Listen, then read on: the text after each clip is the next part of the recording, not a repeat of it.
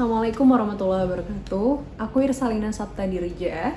Di kesempatan kali ini, alhamdulillah aku bersama Gerbang Jannah akan sharing mengenai pentingnya rasa syukur di Sharing Saudara by Gerbang Jannah.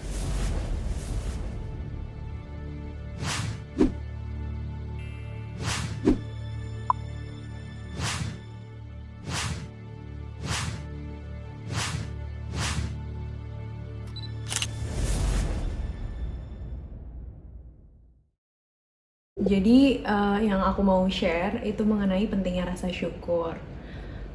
Disclaimer ya, aku di sini bukan orang yang rasa paling bersyukur banget juga enggak. Cuma aku share aja gimana perubahan aku menjadi orang yang sedikit lebih bersyukur gitu. Itu membawa dampak yang sangat banyak dalam hidup aku gitu.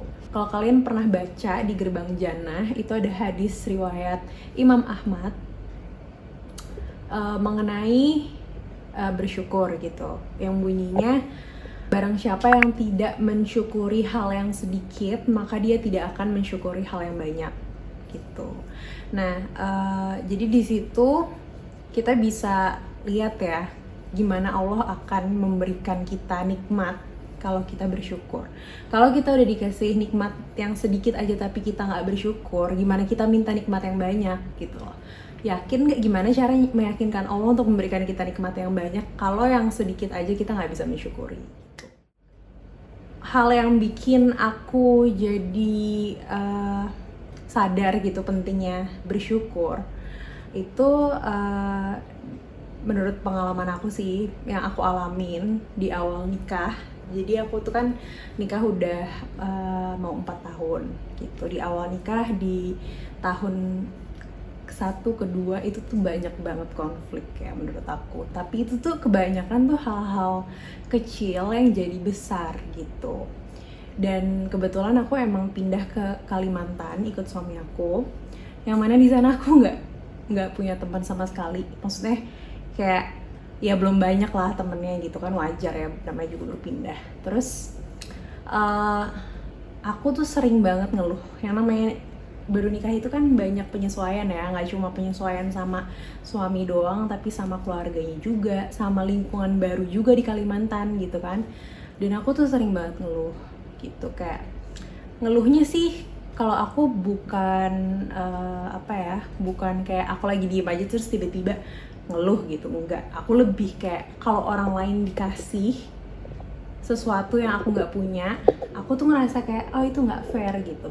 Kok dia udah dikasih sih, kok gue belum gitu. Kok dia punya segalanya padahal kayaknya tuh dia tuh sering maksiat. Kayak gue lebih baik daripada dia tapi kok gue nggak dikasih. Dari situ aja kan udah nggak bener ya. Kita kan nggak boleh yang namanya tuh ngerasa diri tuh lebih baik daripada orang lain, tuh kan nggak boleh gitu. Kita kan nggak tahu amalan orang lain tuh sebenarnya kayak gimana, yang kita nggak tahu gitu kan.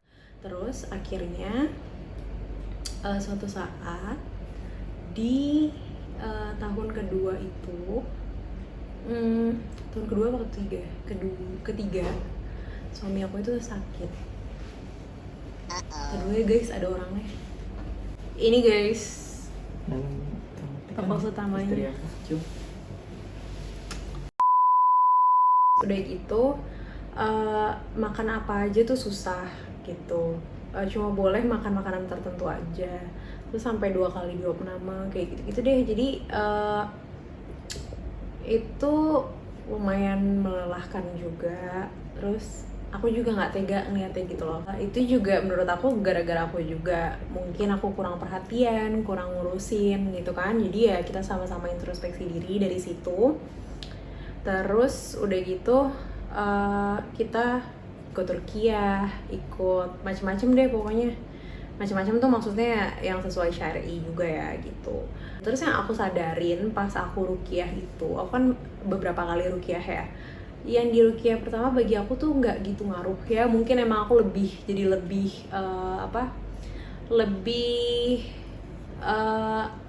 tenang gitu ya. Cuma tuh yang orang sampai bisa nangis-nangis pas ruqyah, aku tuh nggak ngalamin itu di ruqyah pertama. Tapi di ruqyah yang kedua, yang selanjutnya, aku nangis-nangis. Dan pas aku ingat-ingat, perbedaannya adalah di ruqyah kedua itu pas disuruh hadirkan orang-orang yang selama ini kita suka berbuat dosa gitu, maksudnya kayak kita suka zolim dengan orang itu gitu. Ingat-ingat dosa kita sama siapa gitu ya.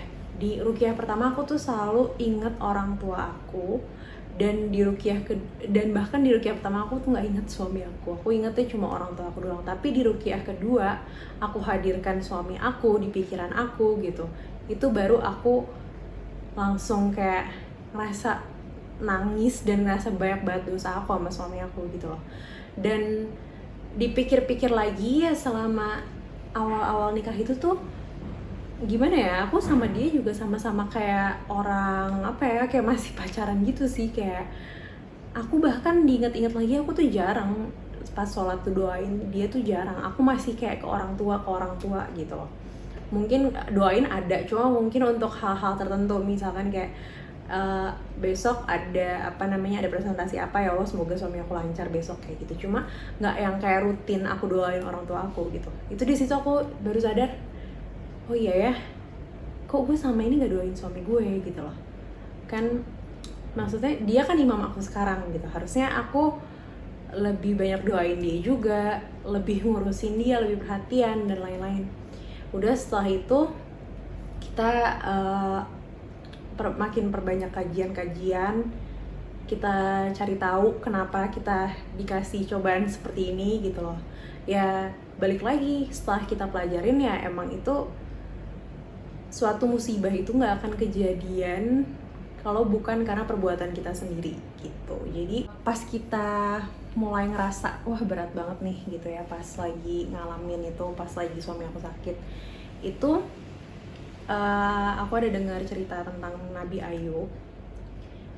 Beliau itu dikasih sakit, beliau diambil hartanya, anaknya, istrinya gitu loh.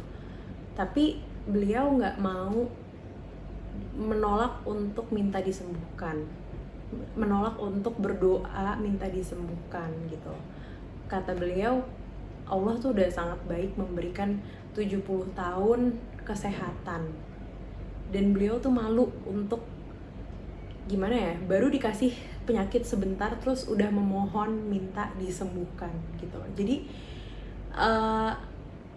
gimana ya, tingkat keimanan itu udah kayak sampai ya Allah terserah dia, Allah mau ngasih sakit kayak gini, selama ini Allah udah ngasih nikmat banyak banget. Itu sekelas Nabi ya, apalagi kita gitu. Maksudnya apalagi aku udah yang selama ini udah dikasih nikmat banyak banget, tapi itu tuh gak pernah bersyukur. Maksudnya kayak mungkin ngomong gitu alhamdulillah sehat, cuma actionnya tuh apa dari yang kita bilang kita tuh bersyukur gitu. Jadi dari situ kita mulai bisa nerima kayak ya udah, Allah emang lagi ngasih penyakit, insya Allah itu jadi penggugur dosa gitu kan. Kita ubah gaya hidup, kita lebih mempraktekkan sunnah-sunnah gitu. Karena juga emang penyakit kemarin itu tuh bikin jadi anxiety juga kan. Anxiety itu kan bikin jadi rasanya tuh kita tuh nggak tenang kayak gitu-gitu. Dan kita juga nyari tahu gitu, gimana sih caranya bikin jadi hati tuh tenang, damai gitu, dengan cara mengingat Allah gitu loh. Terus dari situ ya alhamdulillah hidup kita jadi lebih baik. Terakhir ini aku kan minta restu ke orang tua aku untuk program hamil gitu. Jadi aku udah nikah 4 tahun, belum dikasih keturunan, dan akhirnya kita memutuskan untuk program hamil namanya. Jadi saat aku minta restu ke orang tuaku, yang pertama kali papaku bilang ke aku itu adalah aku harus bisa dulu, ya silahkan ikhtiar program hamil, tapi aku harus bisa dulu mensyukuri apa yang udah aku punya di depan mata gitu. Jadi mumpung Allah udah ngasih kamu suami gitu, suami juga yang baik, dengan keluarga yang baik gitu ya, itu treat dia dengan lebih baik lagi gitu, lebih taat lagi, muliakanlah dia tuh suami kamu gitu. Jadi gimana ya, lebih kayak nunjukin ke Allah nih dengan kepercayaan yang udah di Allah kasih, dengan suami yang baik, dengan mertua yang baik, keluarga baru yang baik, berbuat baiklah sama mereka gitu loh. Insya Allah Allah bakal kasih nikmat yang lebih dari itu gitu loh. Jadi itu yang aku ingat dan aku praktekin. Setelah itu aku jadi lebih baik-baikin suami aku, lebih mensyukuri aku udah punya dia. Sebenarnya dia aja tuh juga udah cukup gitu. Aku sering gimana ya bilang aku bersyukur, tapi aku sering memohon yang aku nggak punya, tapi tuh sering ngotot juga gitu mohonnya, kayak maksa juga gitu loh berdoanya. Padahal kan harusnya ya udah kita misalkan minta keturunan, tapi kan itu terserah Allah mau ngasihnya kapan gitu ya. Tapi kadang tuh suka ngotot mintanya gitu loh. Jadi sampai kadang tuh lupa doain apa yang kita udah punya gitu loh. Sering kayak gitu. Nah, itu juga aku rubah gitu kan. Terus juga setelah aku ngerti gimana rasa bersyukur itu bisa ngerubah hidup aku, yang awalnya tuh aku kira itu hal yang gak gitu penting gitu ya, kayak ya udah dikasih hidup kayak gini sama Allah, yang sebenarnya tuh hidupnya tuh udah enak, cuma ya kita ngerasanya selalu kurang aja, terus selalu kayak aduh belum punya ini, belum punya itu, aduh kenapa pasangan gue begini, kenapa lingkungan gue begini, kayak apa ya, jadinya tuh nggak ngeliat kalau sebenarnya yang kita udah dikasih tuh udah baik banget. Bahkan kalau sekarang dipikir-pikir lagi, aduh pantas nggak sih gue dikasih kayak gini gitu, karena ya Allah tuh baik banget gitu. Kita minta cuma segini tapi dikasihnya 2 kali lipat misalkan gitu. Apa ya hikmahnya dari kejadian itu di aku sih, aku sama suami aku jadi lebih lengket lagi, jadi nggak bisa kepisah sama sekali. Itu bener-bener kayak gimana ya, kayak sebelumnya tuh nikah kayak ya dia mau pergi kemana, aku mau pergi kemana, pergi sendiri-sendiri juga nggak masalah, ntar ketemu lagi gitu tuh nggak masalah. Cuma kalau sekarang tuh kayak gimana ya, dia mau pergi tuh harus ada aku nemenin gitu loh. Jadi selalu kayak kemana-mana tuh berdua gitu, segitunya gitu.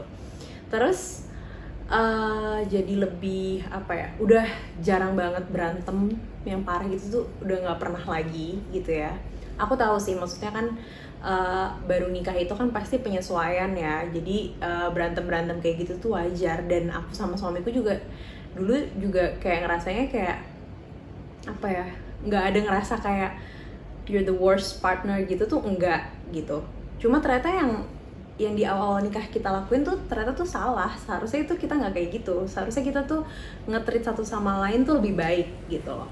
Tingkatan manusia dalam menghadapi masalah nih pas kita dikasih ujian itu ada 4. Yang pertama, dia itu manusia yang akan marah kalau misalkan dikasih musibah.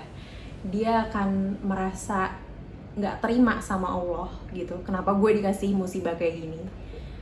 Terus yang kedua itu orang yang sabar dengan ya udah dia mungkin nggak suka dengan musibah itu, cuma dia berusaha menahan diri untuk nggak nyalahin Allah gitu. Ya udah dia berusaha sabar. Yang ketiga tuh orang yang ridho, jadi dia nggak mengeluh, dia nggak membenci musibah itu bahkan, dan dia bahkan ngerasa kayak ya udah nggak ada musibah aja gitu loh, kayak ya udah sama aja dikasih Allah kayak gini, ya udah jalanin aja gitu. Dan yang keempat adalah orang yang bersyukur saat diberikan masalah, jadi dia malah alhamdulillah diberikan masalah seperti itu. Itu yang dicontohkan sama Nabi Muhammad SAW. Di saat dikasih musibah alhamdulillah, berarti itu Allah tuh sayang gitu, Allah memberikan itu untuk sebagai penggugur dosa. Jadi itu balik lagi ke kita, gimana cara kita melihatnya, kita mau jadi orang seperti apa gitu loh. Dan ya udah pasti janji Allah kalau kita bersyukur kita akan dikasih nikmatnya gitu, akan ditambah nikmatnya gitu loh. Oke, jadi dari situ aku ngerasa setelah aku dan suamiku hidup lebih apa ya, lebih menghargai hidup gitu, lebih menghargai apa yang Allah titipkan. Badan ini kan titipan Allah, kita nggak bisa seenaknya gitu dengan badan ini. Kayak gue mau makan apa terserah, yang penting enak, sehat atau enggak terserah, yang penting enak gitu. seharusnya kita tuh nggak kayak gitu karena ini tuh titipan Allah yang harus kita jaga, ini tuh amanah Allah gitu yang bisa kapan aja tuh diambil lagi sama Allah gitu. Jadi segitu aja sharing dari aku, semoga insya Allah bisa bermanfaat bagi kita semua.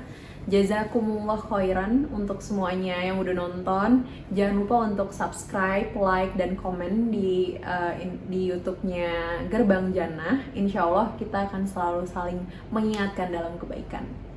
Bye-bye. Assalamualaikum warahmatullahi wabarakatuh.